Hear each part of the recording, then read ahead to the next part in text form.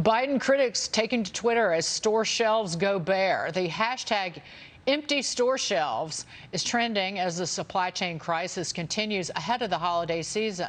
You've got labor shortages, backlogs, inflation, all of it expected to spill over into next year. Joining me now, former Walmart U.S. President and CEO, WSS Venture Holdings President, and KKR Senior Advisor, Bill Simon. Bill, you're saying you have never seen retail shelves this empty. Just what are your thoughts on the big picture here? Morning, Dave. No, I've never seen it like this, and I don't really think anybody living in this country has. I mean, this is really unprecedented. The supply chain is a mess from start to finish. They're backed up in the ports in Asia. They're backed up on the water. They're backed up at the ports in the U.S. There's a shortage of truck drivers.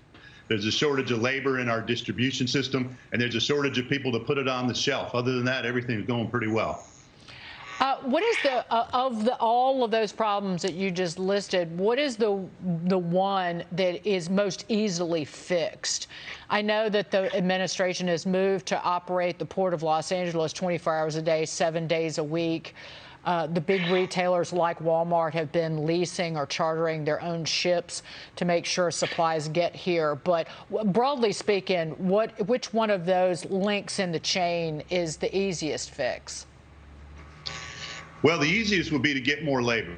I mean, it's a difficult thing in the environment that we're operating in, but I don't think this gets solved until we alleviate the labor shortage that's out there and get people driving trucks and unloading at the docks and stocking shelves. And that's really what has to happen. Short of that, there has to be an increase in supply, and hopefully the ports operating 24/7 will begin to alleviate some of that. But an increase in supply or a reduction in demand, and that's, I think, happening in and of itself with price increases. So, we have to reach some sort of equilibrium, and we haven't yet.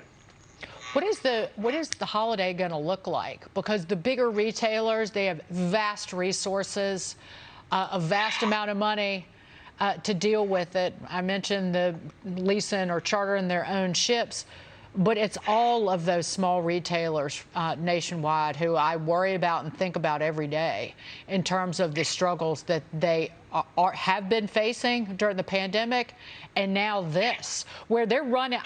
A woman at it's a individual retail store here in New York. It's a big operation, been in New York City a long time. When I started asking her about the inventory problems, because the store seemed barren, she burst into tears. And she said, we didn't have the revenue coming in the door to order supplies, and now there's this backlog, and we're running down our inventory, and we have no revenue, and we can't even pay our rent.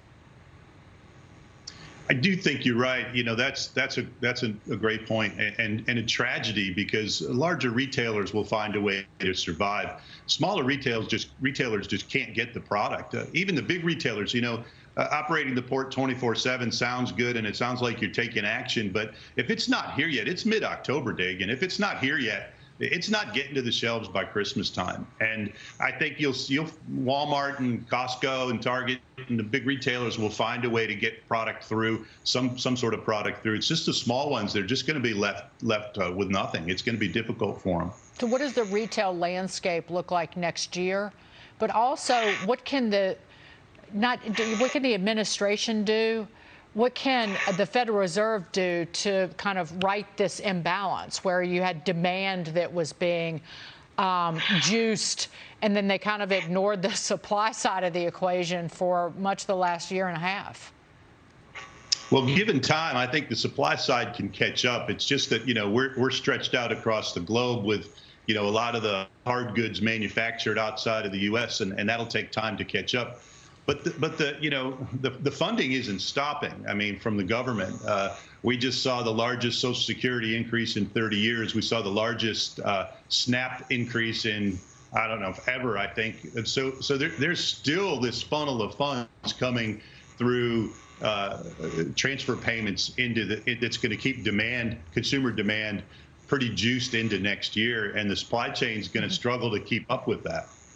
Real quick before we go, I don't often do this, Bill, but Sandy is one of our loyal viewers. She is down in Florida, and she operates like a packaging store, like a UPS, a FedEx shipping center.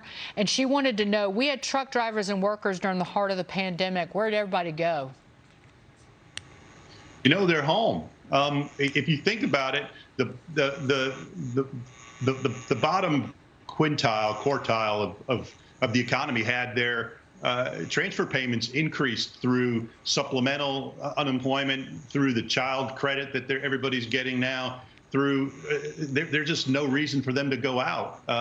They're making the well thought calculus that it's better for them to stay out of the market right now than it is to get in. And until that ends, we're going to have a labor shortage. Bill Simon, so much to talk about. Thank you so much for being here. Have a great weekend. Thank you.